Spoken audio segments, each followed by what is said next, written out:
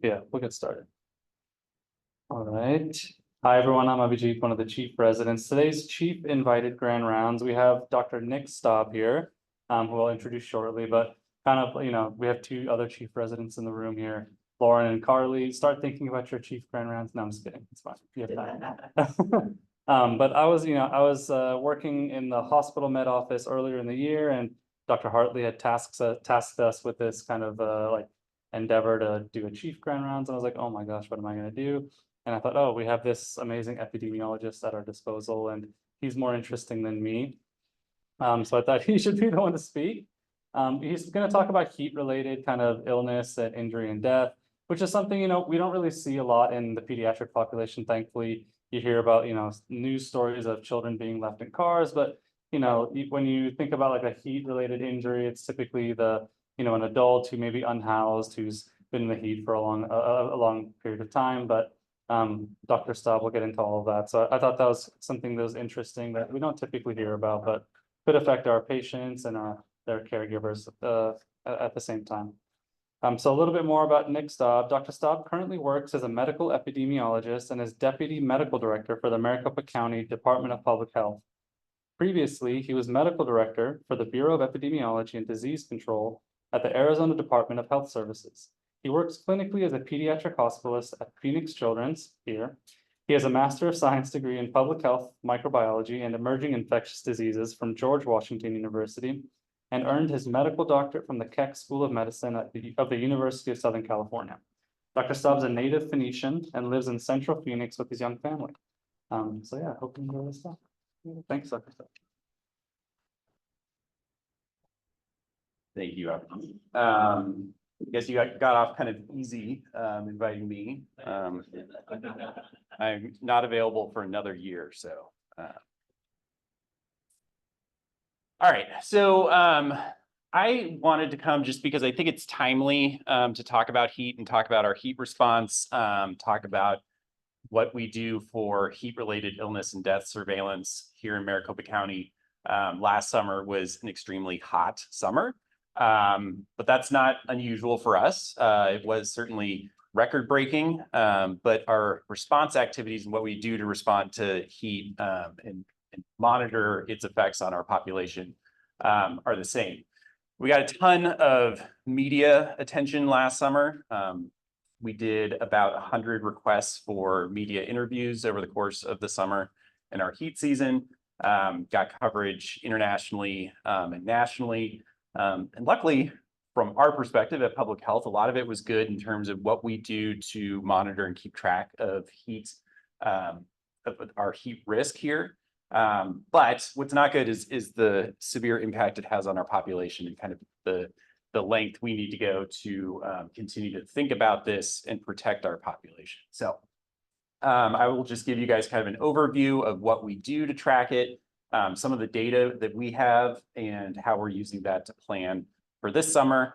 Then I'll touch on a few other topics just of public health interest, things we're tracking.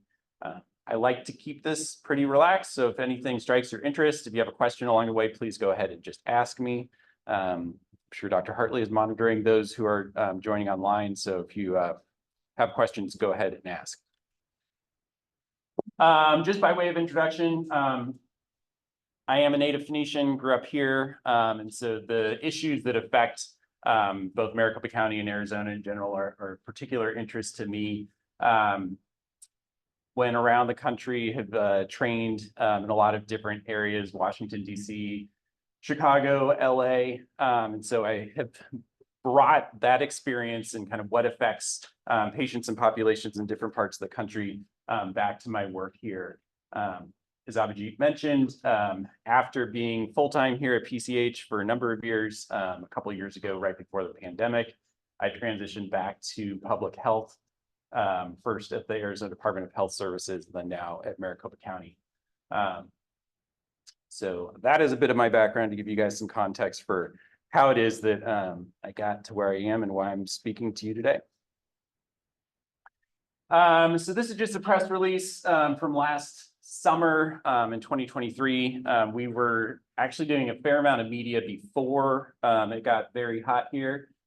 because as you will see, our trend in heat-related deaths has just been going up each year. So we're really trying to call attention to that, and then realized during the peak of last summer's heat that we were very close to hitting that mark again, and then far surpassed it. So again, just ended up doing a lot of media last summer. And this is what the summer looked like. So this is our heat-associated deaths. Our heat season runs from April through October. It's really long. We talk a lot about heat being kind of our natural disaster, and so our natural weather disaster. And so the way we respond to it is really kind of thinking of it in terms of the same way that other jurisdictions respond to those disasters. But a hurricane, a tornado, all those things happen in a discrete period of time and then are over and you recover. Heat here is very long and it requires a sustained response. And so that is why, now and moving forward, we, the state, other local jurisdictions are standing up in kind of like an emergency preparedness stance for our heat season. So this is our epi curve. Those are heat-related and heat-caused deaths. So that's really just where on a death certificate or on a death record heat falls, whether it's a primary cause of death or a related cause of death. And so really our overall numbers aren't really different, but we do track that. You can see here that still at the end of the last season, when this report came out, there are a number of cases that were still under investigation by the medical examiner's office. All of those have now since been closed.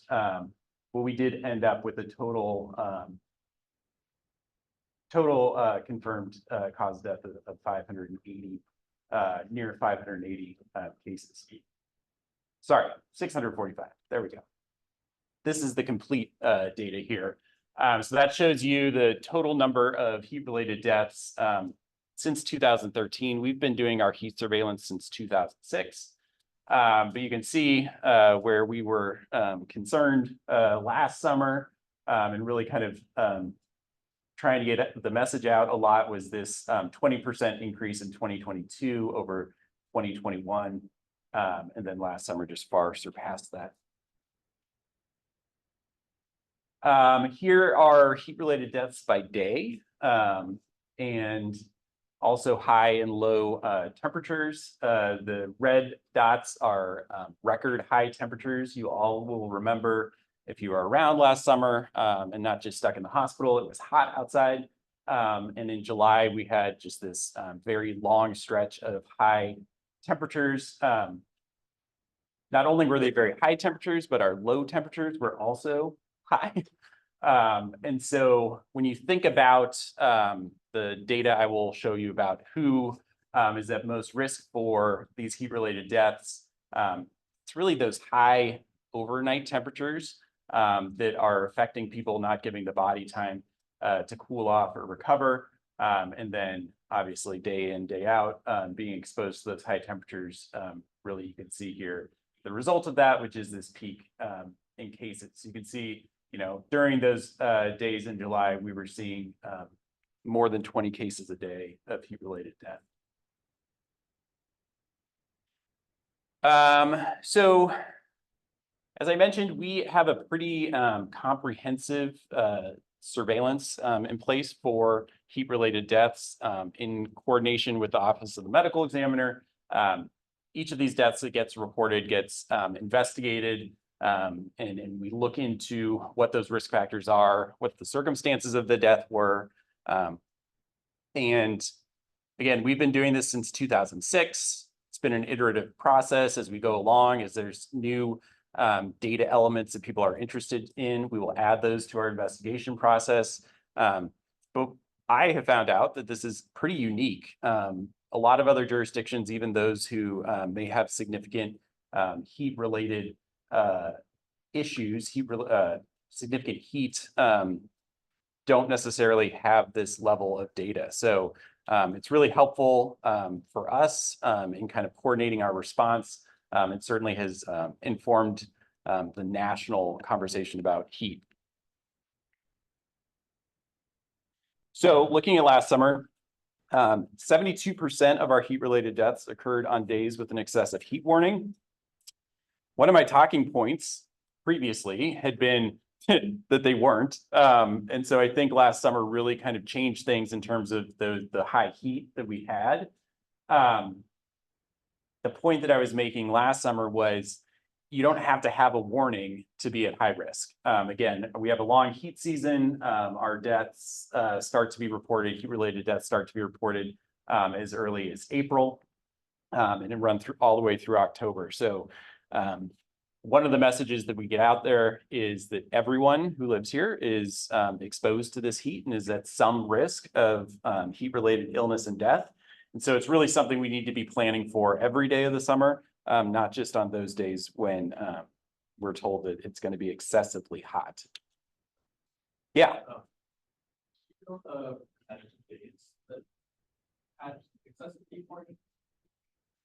That is something we have. I don't have it off the top of my head.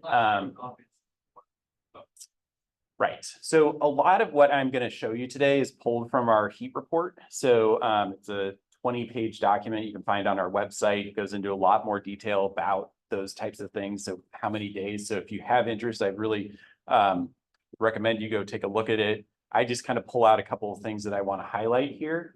But yeah, I mean, last summer was so, I mean, we almost need to like go back to how we're talking about these warnings, right? Because it's, I mean, literally last July was entirely excessive heat warning. So then it doesn't really help you understand, you know, when are you at higher risk? Unfortunately, I think you're just at high risk that entire month. And so, you know, whether or not you adjust that scale to have a more reasonable number of days, you know, because I think that's reflected here, right? Because we just had such an awful summer. So I don't know if this data is telling us as much anymore as it did before. I still like the point of really just saying like we're all at risk. We all need to have a plan for how we're going to stay safe during excessive heat. Looking at demographic breakdown for heat-related deaths, about 3/4 are in males. And then when we look at the breakdown, most of our heat-related deaths are in individuals 50 and older. So we definitely see an increased risk in the elderly population. But we still have, you know, 1/4 in middle-aged adults. That is pretty significant. And again, we see relative sparing of kids from heat-related deaths, and that's great. Was it really 0 last year, or was that just the graph doesn't include kids? It was really 0. So again, this is part of our surveillance. So I don't know if there's just something that we're not capturing in pediatrics in terms of how heat is related to any deaths we see. Or if it's something about like injury, because we were talking about kids who unfortunately are left in cars, and we hear about those cases every year. Those may not be captured in our investigation process because they may be excluded as some other kind of injury. But it's definitely something in preparing to talk to you guys today. I was like, it struck me as this is the case. This is interesting. So we look at how long individuals have been residents of Maricopa County. And it's interesting to me that the large proportion have been here 20 or more years. I think there's this thought that people are at higher risk if they have not been exposed to this kind of heat for many years, that you know, the longer we live here, we become accustomed to it. We have ways of dealing with it, and our data does not support that. Our data shows that individuals who are dying from the heat have been longtime residents. So we can't think that just because someone's lived here a long time that they know how to deal with the heat or are safe from it. And I think that's especially true when we start to think of our elderly population and how we're doing outreach to them and making sure that they are staying safe during the summer. We know they're at high risk and that they truly are not becoming more tolerant of the heat as this data suggests. So a couple other things. So again, highest risk amongst men, most of these deaths in elderly folks, African American and Native people are overrepresented. So again, smaller numbers, but relative to their population in Maricopa County, they are overrepresented here. We look at other comorbidities. So nearly half had heart or lung disease. 45% of individuals were experiencing homelessness. So we see that as a major risk factor. And then not surprisingly, but really complicating this issue is that 2/3 of our deaths involve some kind of substance use. So that is really, I think, where we need to focus a lot of our attention in terms of how we're responding to this crisis, is looking both at kind of that cross section of homelessness, substance use, and then the risk for heat. As I mentioned, we look at the circumstances of these deaths. So we look at where the deaths are occurring. In 2023, 75% of those deaths occurred outdoors. So again, when we look at individuals who are experiencing homelessness, we're really concerned about how do we get those people a place to get out of the extreme heat so that they can cool off.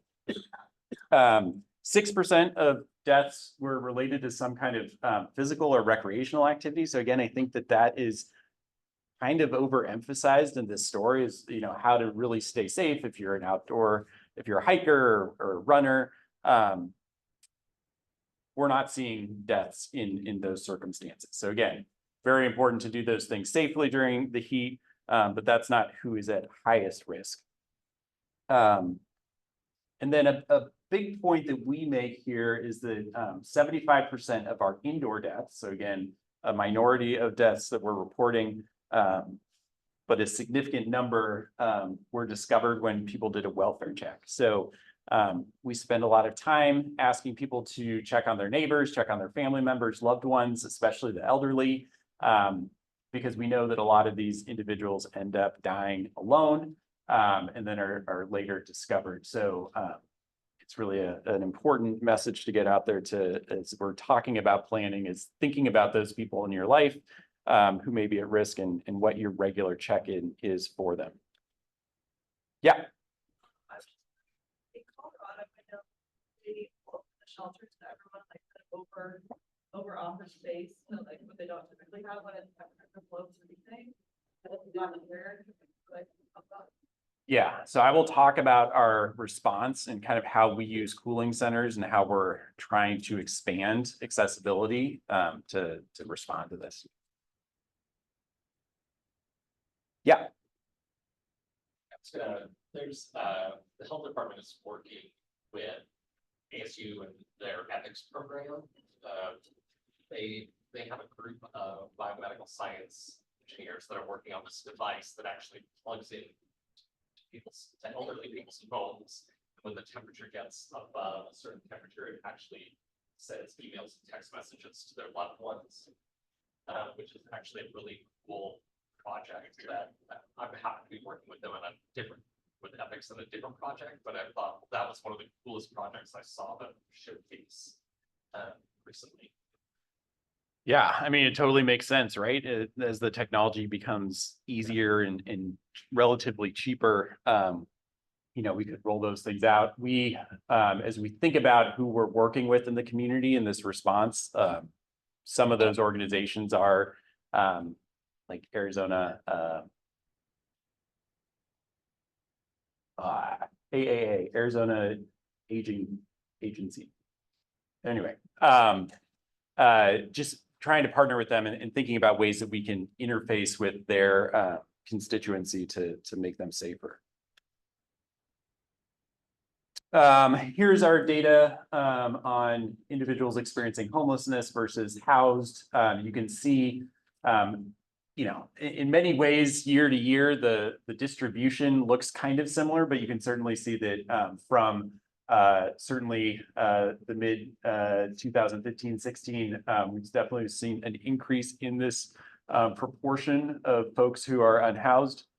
And again, I think that reflects what we're seeing in general in the county in terms of our homeless population, as well as I'm sure it's reflective as we think about the impact of the opioid pandemic in our community. I think we're seeing all those risk factors kind of come together. Yeah. I saw a study that like map of Phoenix and there's like a correlation between the amount of trees planted and the highest trees and more of those trees that are like that was whereas the towns don't do that.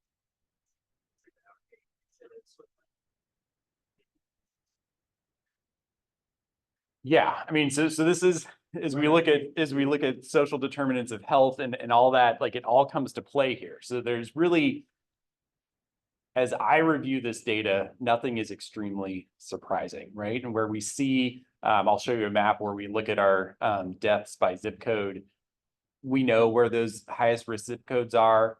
We know that there are other social determinants of health that are coming into play there. And it's all the same impact. So as we think about how we're responding to heat, it's not independently our heat response, right? It goes with how we're responding to housing and how we're responding to opioids and all that. So in some ways, it's helpful that they overlap because we can kind of really focus our response, but it also makes that response extremely complicated. Yeah.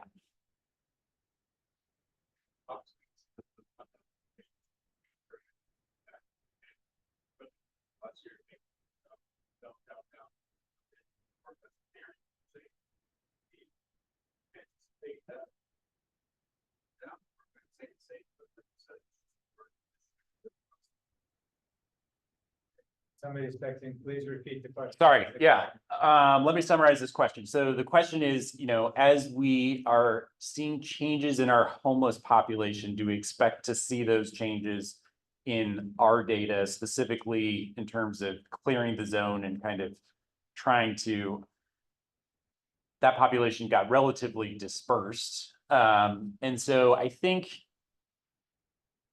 so I'm not a human services expert, but yeah. Whether or not, like, are seeing that's whether or not they So the question is whether clearing that area was helpful. I don't think we've seen that yet because if I'm recalling, that all happened between last heat season and now. The zone was, and I'm speaking a little bit out of my lane here. The zone was strategically placed because of folks' access to the human services campus downtown. So when you think about what the zone did, is it was a place where people could live and have access to those services. So now that they're relatively dispersed, how easy is it for them to access services wherever they went? I think it's probably harder. Are we going to see that reflected in terms of where people can have a place to go to get out of the heat? I think we probably are. So until we really start to think about putting those services in a place that's accessible, my biggest conundrum personally is how are we going to take care of people who are using substances, right? Because we see that there are a significant proportion of our heat related deaths. How do we get a space that is cool that they can access? And I think that's going to be one of our biggest challenges moving forward, both from a planning perspective and politically. It's just there's not a lot of will to do that. Yeah, here we go. So this is the 65% I'm thinking about. And our major initiative to respond to heat is to expand access to cooling centers. So for a long time, the Maricopa Association of Governments has maintained the Heat Relief Network, which is a loose affiliation of organizations, community-based organizations, municipalities who are running these cooling centers, essentially opening up a space for people to go and cool off. Strategically, we like to make sure that they're in spaces or in places where we see people who are at highest risk, but it's often just based on the goodwill of these organizations and these cities to set up these centers. And accessibility to individuals who are high or using substances obviously is limited. And everyone can understand if you're opening up your space and inviting people in, that you want that to be a safe space where other people are feeling comfortable to be there. And so this is just, I think, a really challenging area to think about how do we serve people who are in this risk area. Obviously, we work a lot with agencies like Sonora Prevention Works and kind of thinking about where they are doing their activities out in the community. How do we work with them to make sure that people are being if they need a place to cool off, being referred to our heat relief network. So specifically looking at indoor causes of death, 25%. So again, a minority, but I think there's a lot of space here to move and decrease this percentage. So again, in these indoor deaths, we're looking primarily at the elderly over age 65.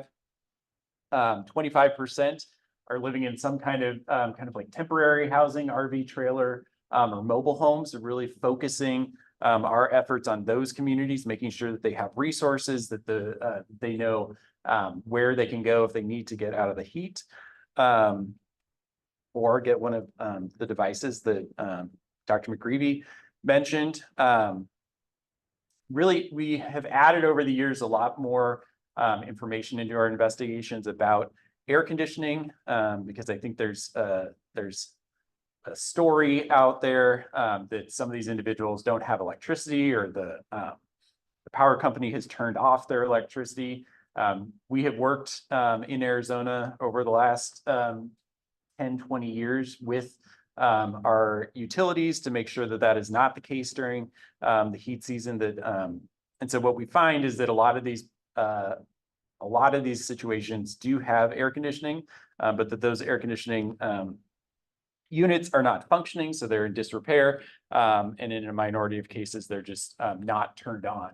But I think really trying to get at this 85% here, where the air conditioning is there and it's not functioning, really trying to figure out why, and getting resources to folks to make sure that those units are functioning properly.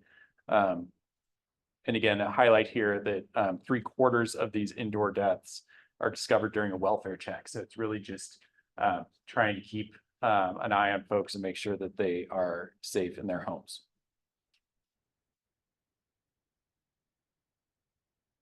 So I mentioned our main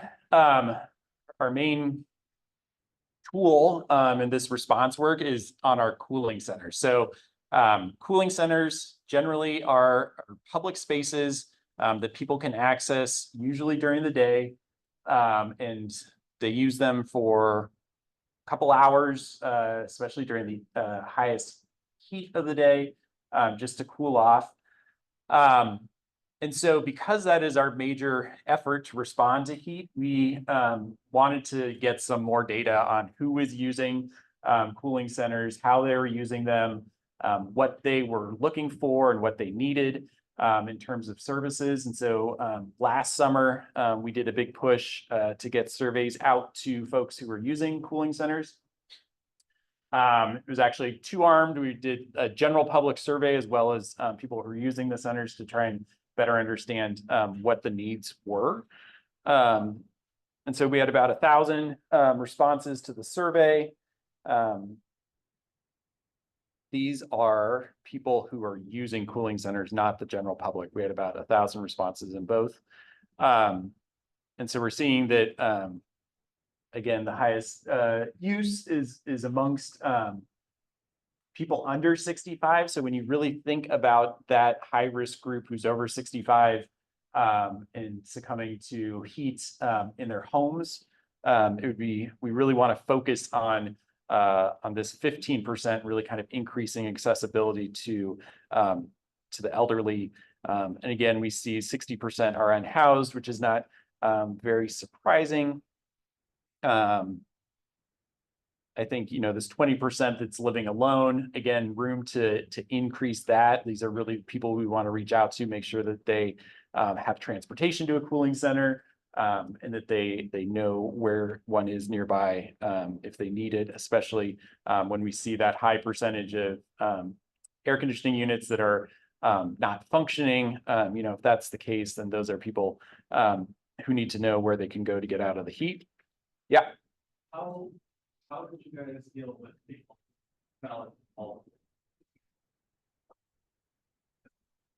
That's a great question for my epidemiologists. Repeat the question.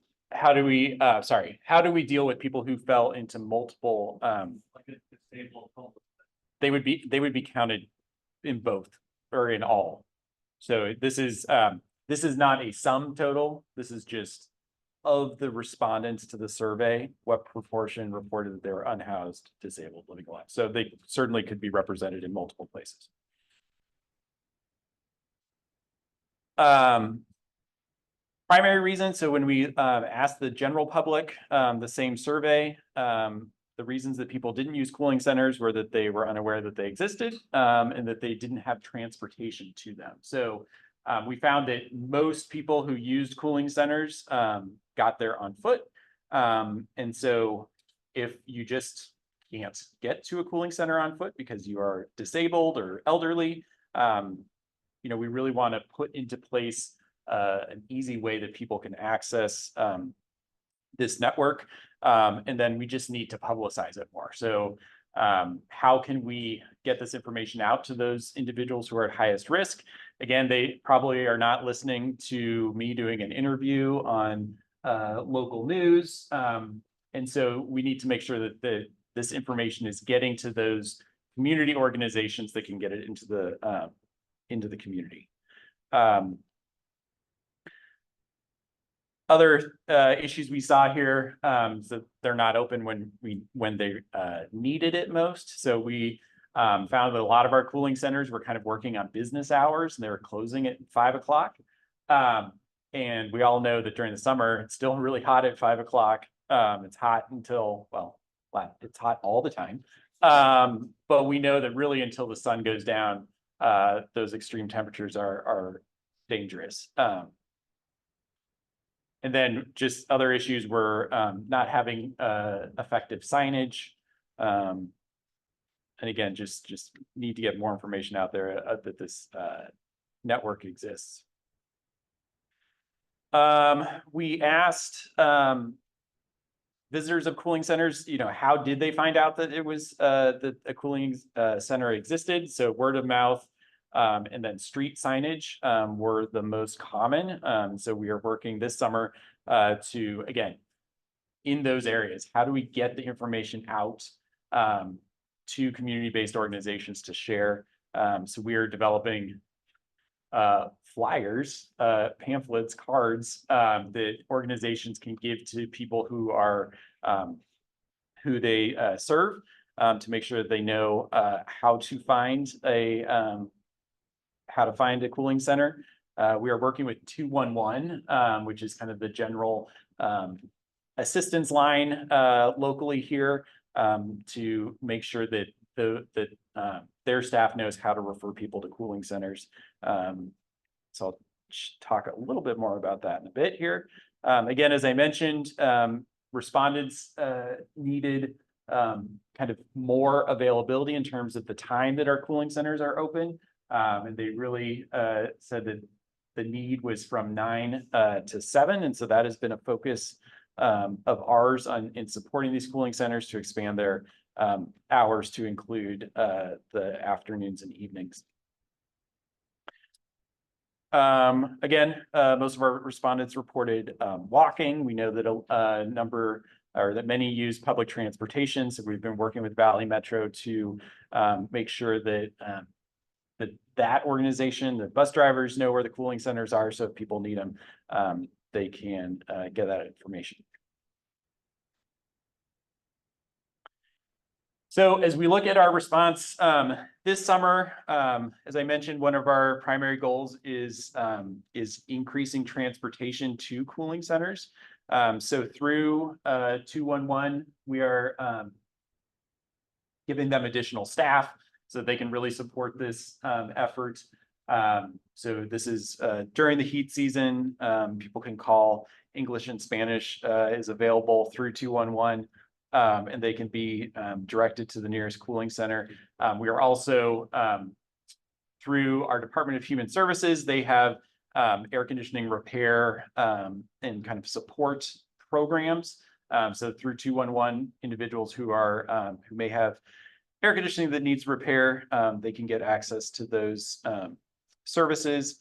And then we are providing transportation through 211. So if a person calls and needs to get to a cooling center and needs transportation, 211 is going to help support that. We know that we need increased visibility of our cooling centers. So we're working with the city of Phoenix, beyond the city of Phoenix, to make signage that is available or that is on the street outside of the cooling centers. So I think I have started to see that. May started this program, and so you should see increased signage outside of cooling centers.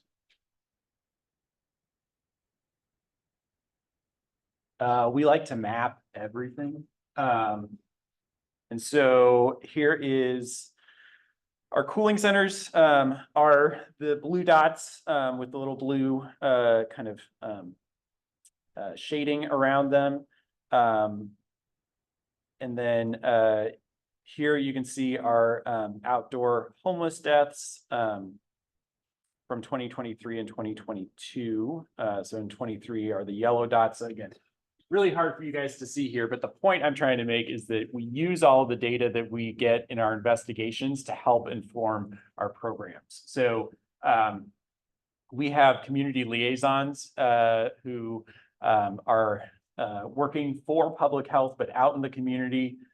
When we see areas that are not served based on this kind of mapping, we reach out to community-based organizations, try and find a space that could operate as a cooling center, and then support those organizations in setting up. So I think to your question about the zone and looking at, we do see a lot, we do see a concentration of our heat-related deaths in central Phoenix, really kind of along the I-17 corridor, and then on the 60 heading east out of town. And so that's really where we're trying to work with organizations, making sure that we're opening up cooling centers to support them. Again, as I mentioned, we have funding opportunities for community-based organizations who are trying to expand their hours of operation, really focusing at being open from 9 a.m. to 7 p.m. And so the kind of grants that we are putting out to these organizations are reliant on them being open those hours. Also trying to expand access on weekends. We know that weekends tend to be times that these centers are not open, and we certainly know that the heat does not stop on the weekend.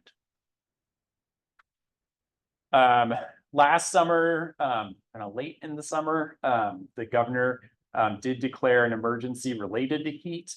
That opened up some funding streams to local jurisdictions like Maricopa County to expand our response efforts. Unfortunately, there's not as much money here as we would hope for.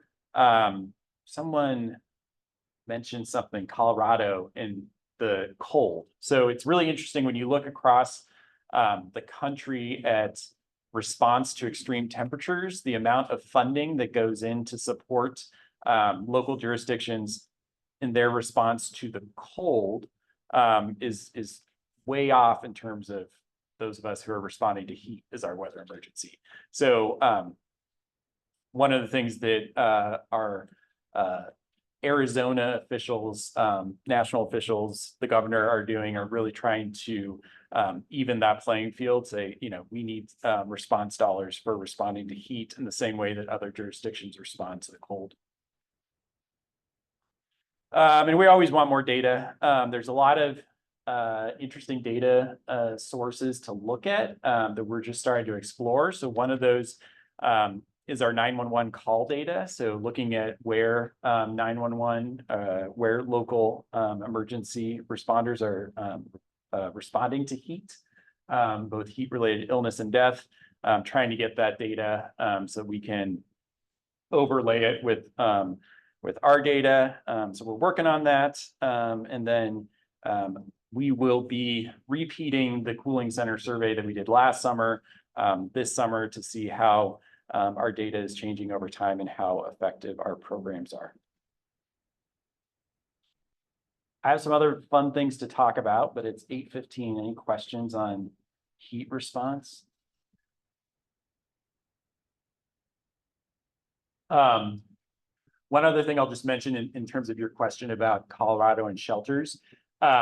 Cooling centers, as we define them, are distinct from shelters. Cooling centers are just a space where people can go and cool off. Respite centers are a place where people can go and sleep, but they're not necessarily open overnight as a shelter would be. Shelters will house people overnight. Many shelters in Arizona are nighttime shelters, and then they'll close for a period of time during the day. What we have seen in previous summers is an expansion of those services to stay open all day. And so we certainly support shelters. Our response from public health is really focused on cooling centers and respite centers. And then in Maricopa County, our human services is separated from public health. And so the Human Services Department is in support of those shelters as they expand their hours of service. Because I'm here talking to you guys, I just thought I'd mention a couple other topics that public health is following. Avian flu, HPAI is in the news. We've been doing a lot of coordination across the state and with federal partners looking at HPAI in dairy cattle. I've learned way more about cows in the last month than I ever thought I would know. When turkeys get HPAI, they get very quiet. So that's been one of the messages that has been going out to turkey farmers, that if your turkeys are quiet, you may have a problem. So far, the surveillance in dairy cattle has only shown positive cases in 9 states. We have not had any cows test positive in Arizona. Testing of cattle is now a mandatory report to here in Arizona to the Department of Ag. So if there is a positive cow, we should hear about it. The problem is cattle don't get sick necessarily, or very sick, from HPAI. They can be mildly ill. They have very high titers of virus in their milk, and so that's why we've been testing a lot of the milk supply. But getting this data is hard. You can imagine if you have a positive herd, you have to, the USDA is requiring that that milk be discarded. And so there's not a lot of incentive if you're a dairy farmer to test your mildly ill cows. The other place that we are now getting data from is any cattle that are cross state lines have to be tested. And so that is how some of these herds have been identified. So far, there's just been a single case of HPAI in an exposed human, and that was a mild case of conjunctivitis. So we are trying to wrap our head around what our response is to this. We know that some of our tested milk supply here in Arizona has tested positive. That's PCR positive. So far, none of the samples that have tested positive have had viable virus. So we really do believe that our pasteurized milk supply is safe. Raw milk is legal for sale here in Arizona. So there may be some of your patients who are exposed to raw milk. So it's a good time to remember that pasteurized milk is safe and it's our recommendation. There is CDC is maintaining a nice situational summary on their website if you're interested in following along. The other interesting thing that we're following is an increase in invasive meningococcal disease. These cases are really interesting. They all, or most of them are serogroup Y. And they're presenting not as like classical meningitis. So we're seeing a lot of joint infections, other bloodstream infections. In Arizona, as in the US, we're seeing this increase in middle-aged adults and a higher risk factor amongst Black and African American people. We are seeing the same data in Maricopa County. Our cases are just less, so we rely on state and national data there.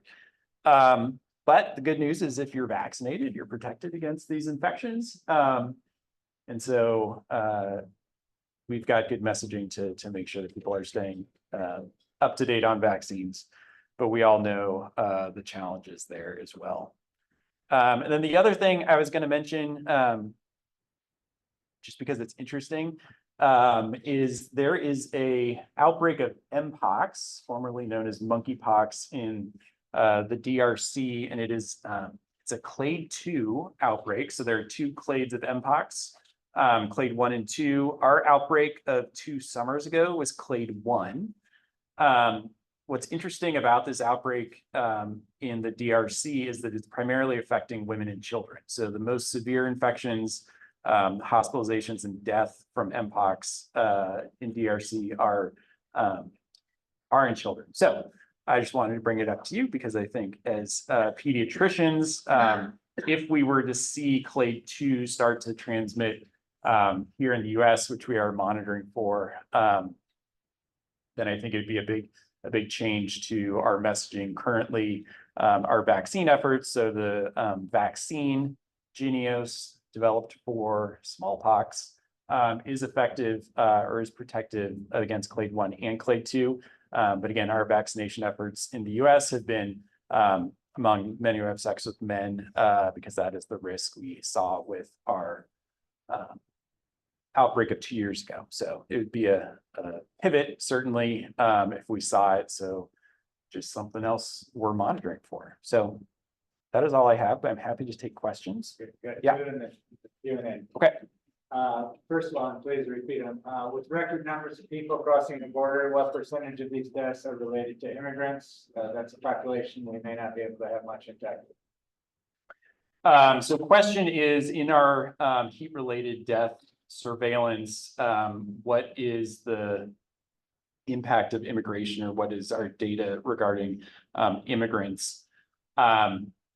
We do not currently collect that data in our investigation process, so we don't collect information on residency status. So I don't have that data. Second question, do you have any data on the impact of the Maricopa County Medical Reserve Corps? Do I have any data on the impact of the Medical Reserve Corps? So MRC in Maricopa County is volunteers who are organized through public health. They're medical and non-medical volunteers. It's a large force, and something that we're very proud of is how we're able to use our MRC volunteers in public health operations. So we are using MRC in our cooling center operations this summer. They're available, so if an organization needs additional staffing, they can make a request to public health for MRC volunteers. If it's something you all are interested in, I encourage everyone just to sign up, because then you'll start to get information on what opportunities there are for volunteering, and there are interesting opportunities for medical related activities. So just by signing up, you're not obligating yourself to anything, but you start to get more information. That's good. Okay. Any other questions? If any of you have any interest in public health, or any kind of like your role in public health, have interesting ideas in terms of projects or research, I am always available. All the hospitalists here know how to get a hold of me. And always happy to engage with you guys. So thank you.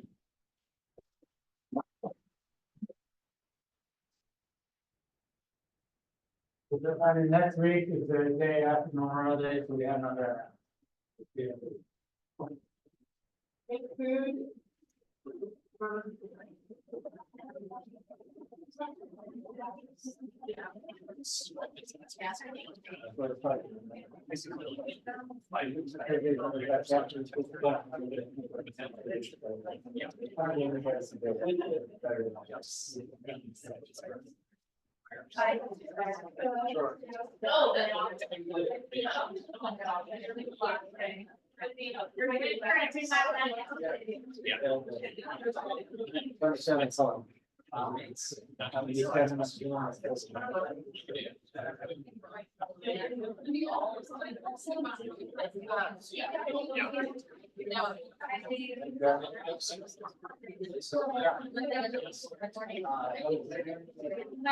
All right, I'm here.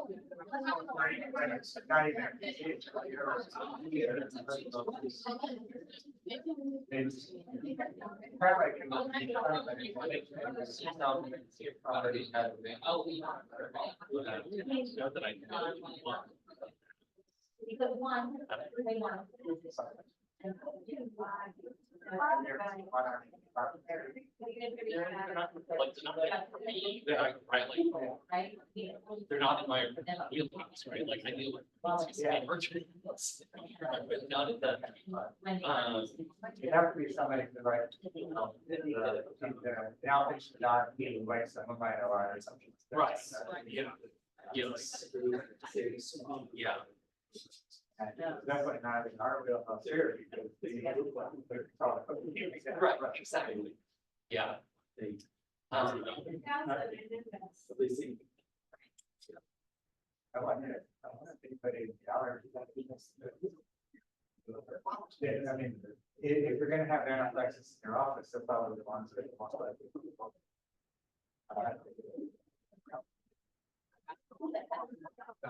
I don't want to be.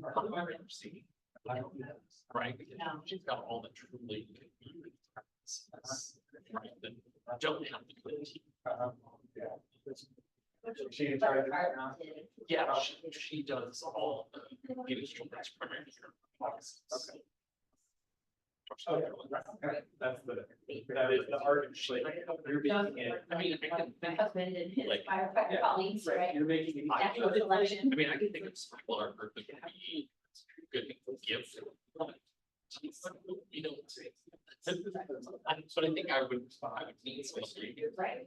Darcy to help give us an idea of like what are the things that they're seeing. You know, like those sorts of things. I mean, I can make a hypothetical guess about what they are. Yeah, it's not like. I probably have a pretty good idea. That's right. You don't, if you ask somebody about suicide, it's not implying that they should Yeah. find. I could come up with some ideas for how to manage this thing. Yeah. They're not that. And then Okay. when they, I mean, so. It could be a collaborative, right? It could also be a nice collaboration, like you said, like instead of having just one person up there talking about this.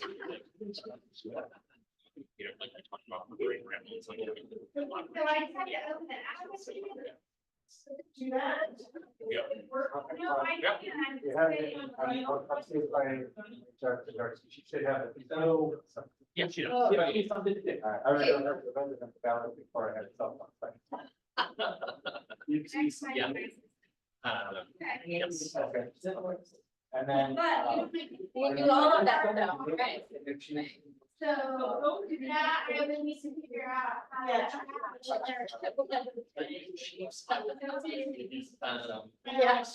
chief elected. Oh, in June. Yeah. Okay. Well, I'm on the. Hey, I want you to hear- Middle of 2 weeks in June. Okay. But. Move on. Hi. the first, I am gonna do my. seven,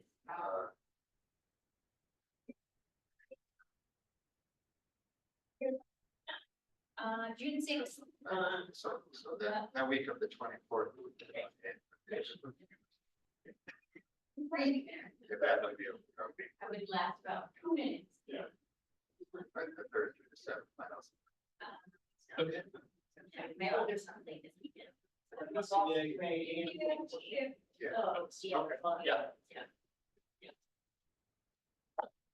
That was really.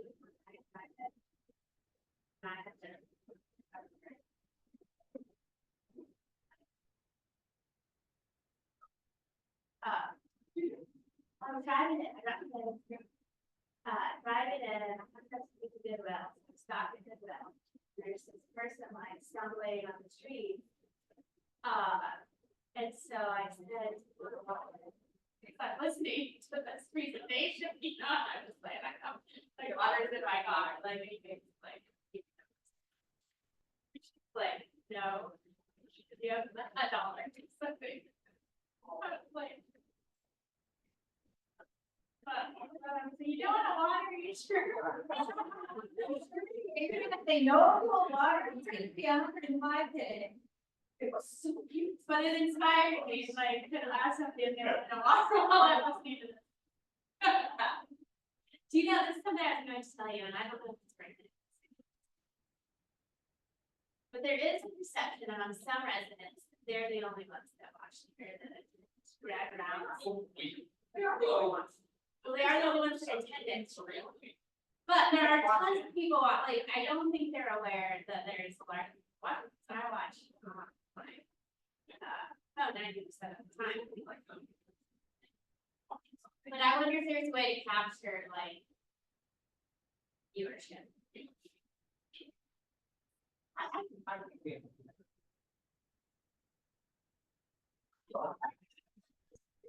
Well, this is the second time I've been, so it's not like. But in all honesty, okay, yes, there's something better, but you probably not understand. I mean, it's. There was, yeah, I mean, it was on at least 4 computer stations. As I walked over here, Yeah. you know, so there were 4 people in our office that were watching. And you probably don't know me before, but I, you know, personally, I attend way more programs remotely. So I feel like there are more people that are really appreciating it. Well, and this is where we're gonna get proposed here at some time. Let's say the standard is you should attend the program on 3 years. But one in-person counts for 4. And then if you can 8 or 2 in-person, that would be slightly exceeds expectations. Well, For your- 3 in-person, yeah. Could that potentially sway you? I've already been on it. Yeah. And. Yeah. That was way me. Yeah, okay, yeah. Oh, yeah. Okay. But I'm doing more. Yeah. People were asking a lot of questions, yeah. Especially for something that. It's not really affecting our, right.